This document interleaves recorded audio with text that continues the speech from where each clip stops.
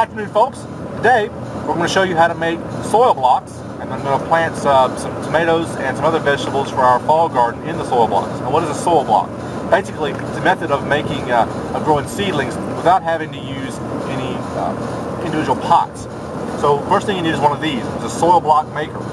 This is a 20 mini cube maker. And as you can see, it's a plastic grid 4x5, and what you do is you compress the potting soil in there, and then this forces them out, and these little gaps leaves just enough room so that the roots from each individual cube don't go over into the next cube, so they all don't grow together. I've got a tray here. I found on my trays, since I don't know why, but I bought the ones with the drain channels, these little soil blocks are small enough that they'll fall into these channels, so I line the bottom of my tray with newspaper to keep the soil blocks in place. And you need your soil. This is a soilless mixture. I make my own. This is a combination of compost, peat moss, and perlite. I don't think I have any. I used to also mix in vermiculite, but I actually don't put any. I haven't put any vermiculite in this one. I'll put some lime in this. One of the things about peat moss, when it gets wet, not when it gets wet, but peat moss is an acidic material, so I'll put lime in here to counteract that acidity. I don't necessarily put fertilizer in here because I've got compost in with it, and that'll give the seedlings enough nutrients to make it through till they actually get in the ground. They're only going to be in here about 6 weeks. So step one, get your mixture nice and moist. This is probably actually not as moist as it should be. You can go with as much as where you squeeze and water pours out. We'll give us a try though. So step one, with these smaller ones, I'd like to load it up by hand. Just take it and force them in there. And I like to go in. Now this takes a little bit of time. If I was doing a lot, I would probably do it on the table with this method. Let's see if you can see this here, where you do this and then you scrape, you compress, basically it's the pressure that holds it together in the first place. So, all right, making sure they're all pressed down in there. You know, I do so few of these at a time that I don't mind taking the extra time to make sure they're all completely compressed. But again, if I was making a bunch at one time, you know, I wouldn't necessarily be concerned about making sure they're all completely compressed. All right, here we go. Now, mine is a bit old, and I think this side, the metal spline comes out of the plastic sleeve, but we'll see if we can get it done. All right. The other thing you want to do is make sure you know how you're going to lay them out.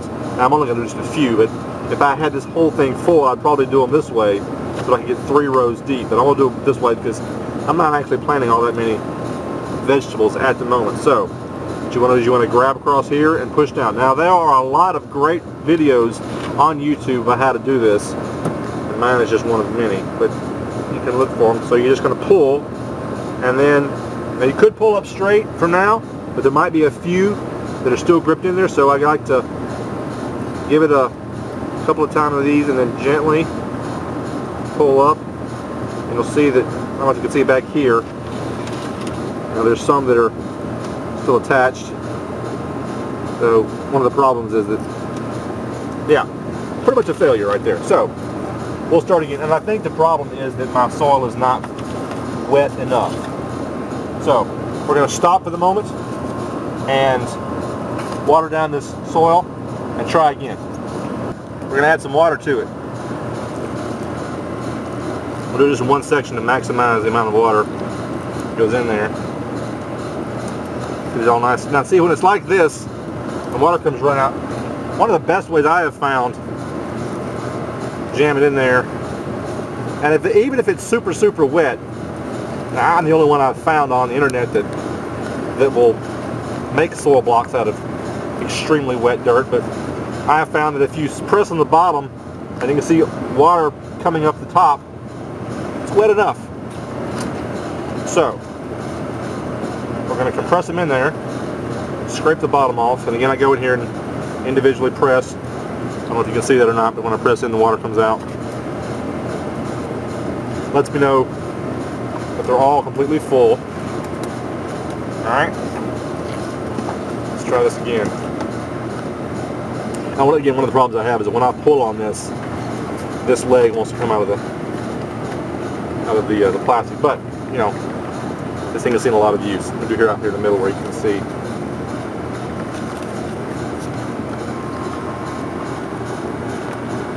There we go, gently. All right. Let's see. This end over here.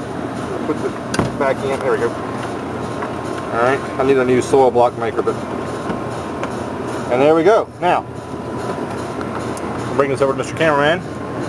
If you zoom in here and look, I don't know if you can tell, there's a little tiny indentation in the top of them. Now look at the soil block maker. See those? That leaves you enough room for the seed to have a small indentation. Now I want to show you the beauty of this system. You start off with the mini block maker, and after that you move up to the standard size block maker.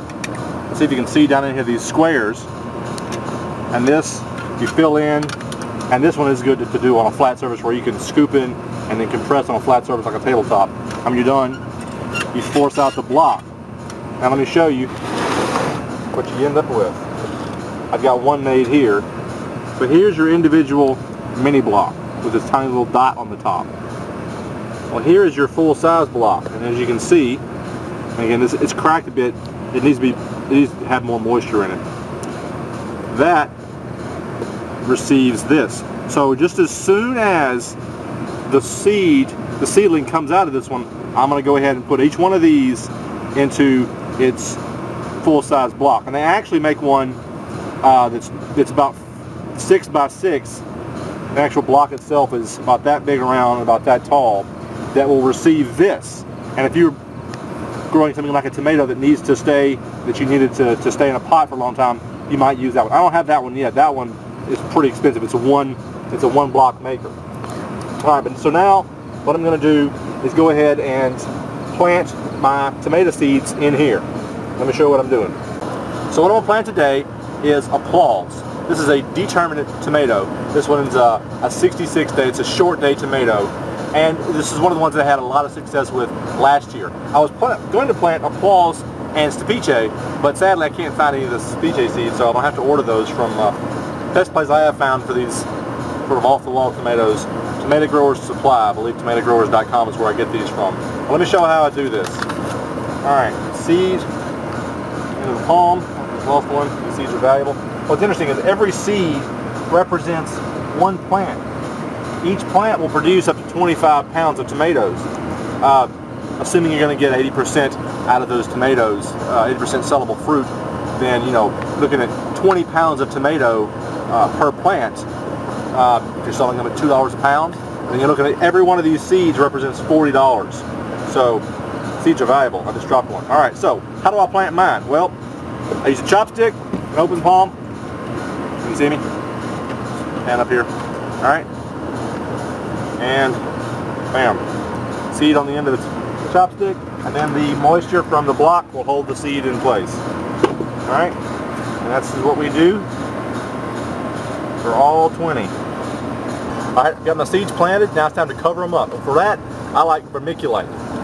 This is it's basically a flaked rock material. You can also use sand. Basically, all you're trying to do is make that seed have a little bit of weight on top of it to give it good contact with the soil, and then you want to have something that will keep the moisture on top of the seed. So what I do is you get a handful, all right, hand down here, and I just cover each one just a little bit like that. And then after this, what you want to do ideally is use a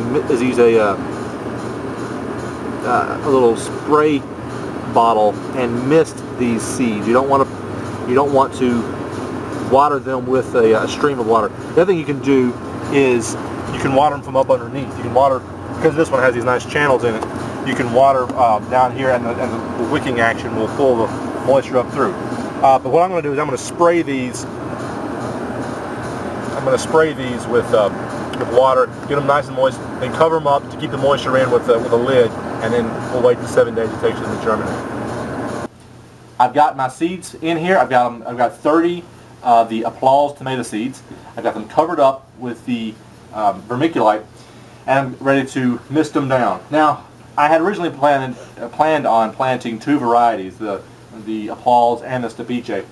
But I don't have the seeds now, so I'm not actually going to put anything in here for this one. Make sure you mark. That's one of the problems that I have, is I'll plant a whole bunch and think I will all remember which is what and what goes where. And you don't remember that from time to time, or at least I haven't been able to. So make sure you mark it well. In this case, I know what I've got because I'm only planting the one. Now, I'm not going to come back and use this until this is up and out of the tray, because you don't want to have seedlings of different ages in here, and I'll show you why in a second. So first things first, we're going to mist this down very lightly. Loosen this up a bit. Actually, that's tightening. Loosen it up a bit. I'm going to mist it down just a little bit light, just to get the vermiculite on top wet. Because what you don't want to do, you don't want to have the water spray the vermiculite away and then you got the seed exposed. So you want to go real gently at first, just until the vermiculite is wet, and then you can put the spurs to it and really wet it down. If you wet down the paper underneath, it's more the better. Alright, I'm going to get it nice and wet, and then I'm going to cover it up. Now, if this were wintertime, this is the second day of fall, so it's plenty warm out here, I would use my handy dandy grow mat, which would keep it at a nice 70 degrees, but it's not. And you know what? I don't even need my light right now. This is just for video purposes. So I'm just going to put the lid on. All this is doing is keeping the moisture in. In fact, if this were wintertime and I had the lid on and the light on, these would get too leggy with that much moisture. Now, you don't want. Fortunately for me, it's not a very tight fit. I was going to say you don't want a very tight fit because you want to have some moisture escape. You don't want it to be so wet in there that mold will start to grow. But these plants do not need light at all until they actually germinate. Some seeds, like lettuce, actually needs light to germinate. Tomatoes do not. So I can go ahead, turn the lights off, check them every day.